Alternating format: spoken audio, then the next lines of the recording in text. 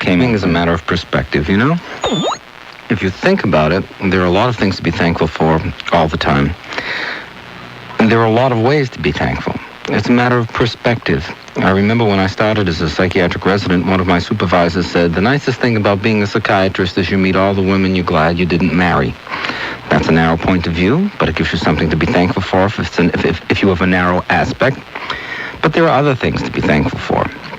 You can be thankful that your situation isn't worse than it is. Is this negative? You think this is too negative an approach?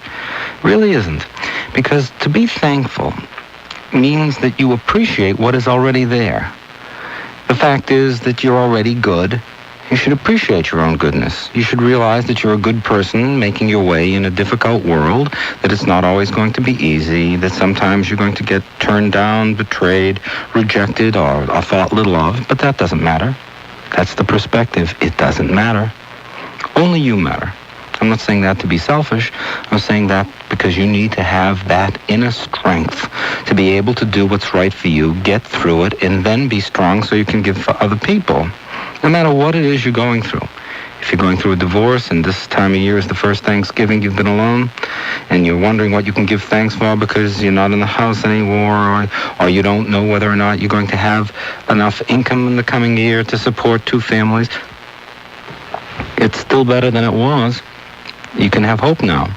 If the relationship that you're leaving is terrible, then maybe you have an opportunity to be your best. It's hard to be your best in a relationship where you always have to make apology for the way things are, or for the way you are, or to be lovable in a situation when you're not loved. You need to be accepting in order to be grateful. You need to accept yourself just the way you are to truly have thanks. And that's hard for most of us because we take a look at our lives and we say, how can I accept this? I've suffered so many losses. People have done such injury to me. I haven't gotten the breaks I've deserved, and I didn't get the credit that was owed me. How can I be thankful? Well, you can be thankful if you think about it for a moment. You can be thankful if you admit your role in everything in your life. How can I do that, you might say? Because people have taken advantage of me. If people take advantage of you once, it's their problem, and you have to learn your lesson from it. But if they take advantage of you twice, no matter what the situation is, if you haven't made the correction, it's your fault. Now, I hear your explanations and I hear your protestations. You're saying, yeah, but you don't understand. I can't support myself, or I need that job, or I cannot move out of this town, or I'm married to this situation. Doesn't make any difference. If the situation doesn't work for you, it's not right for you. Accept that. Come to the realization that you're going to make a change for the better. You're going to do something that's going to make you feel free. And in that resolution to yourself, you can give thanks because you are going to make it better.